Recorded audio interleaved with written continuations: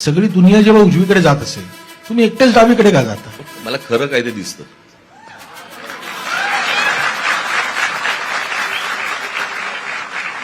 म्हणजे आता अगदी ताजं उदाहरण म्हणजे आत्ताच मी जे बोललो होतो ते युद्धाबद्दल 6 अतिरेक्यांना मारण्यासाठी किंवा अतिरेक्यांच्या हल्ल्याला उत्तर देण्यासाठी युद्ध हा काही पर्याय नव्हे.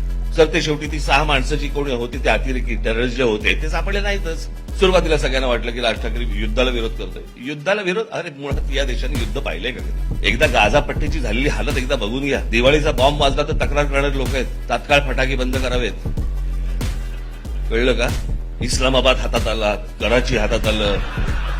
एक हायपोथेटिकल आपण पकडलं. समजा इस्लामाबाद हातात आला, करायचं काय त्याचं? अहो इथली भिवंडी मालेगाव तुम्हाला नाही हँडल करता येते. इस्लामाबाद